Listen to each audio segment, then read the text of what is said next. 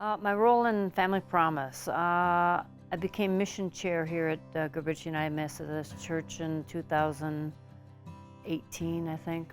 Anyway, we had the Joy did the first visiting with Family Promise, and then I was asked to help and kind of take over from her and stuff. So I basically saw what we had to do and everything, and kind of just set up a program to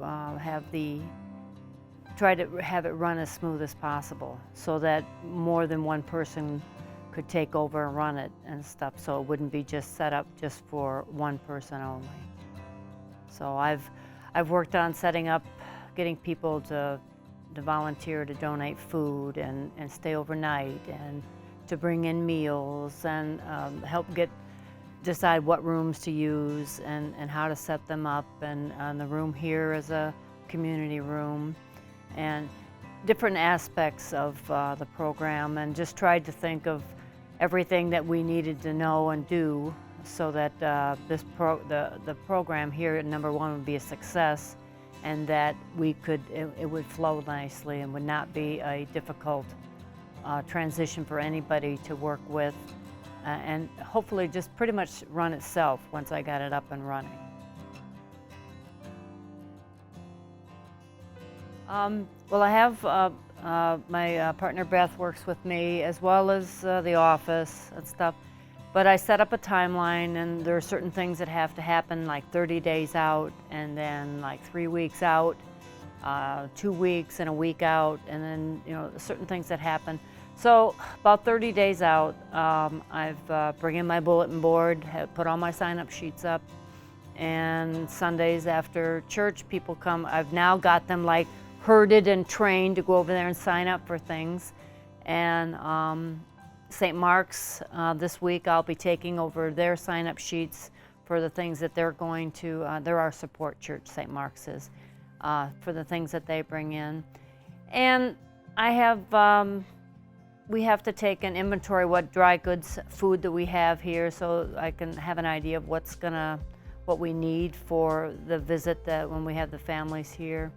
And linens, check and make sure the linens are okay, and we have somebody at the end of the week that they're here, they take and all the linens are cleaned and put back there. So there's a lot of just double checking, making sure that we're ready, the rooms are ready. I get with Rick, the custodian, and he'll set them up, make sure they're all cleaned and everything. So it's not a lot of things, but it's just little things that we do before they even come through the door. There was a mother and a she had a young baby. They transitioned into a new home while they were with us. And Tiffany, who is the director in Flint of Family Promise in Genesee County, she sent out a picture to everybody of the baby and mom holding a brand new key, and that just to the house. And it, to me, just told me the whole story of what Family Promise is all about, because you didn't need anything more to see the mom holding the key in the baby's hand there. It just breaks your heart, and just made me really happy to see that we do make a difference. The organization Family Promise, I like a lot the fact that they are not just giving a bed and a meal to people that need it. And that's a very important part, but they're providing counseling, and they're providing, helping people learn how to set up a budget. I know that the last group that we had, they had people come in and help them. They did credit checks with them. They teach them how to do resumes, help them get a car if they need it. They don't just give them a bed or just throw money at the problem. They are actually trying to help people to break the pattern of homelessness. And in this particular problem, a lot of the homelessness is circumstantial. Something very tragic. One family we had come through here was a mother and her little son, and the father died. And many families live paycheck to paycheck, and Family Promise was able to help them and get her back into a job and everything else. You could be sitting in church next to somebody and they are homeless and you would never know. That's a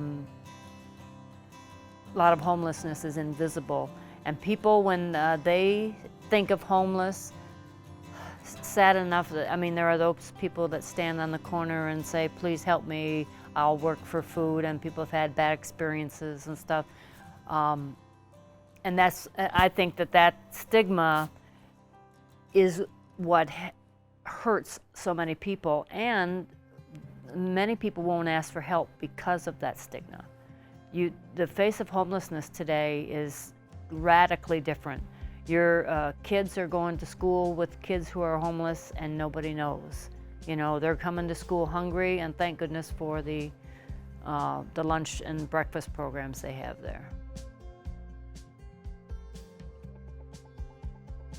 I guess I would just stress of how important this mission is for anybody out there that is on the fence on whether or not your organization wants to get involved.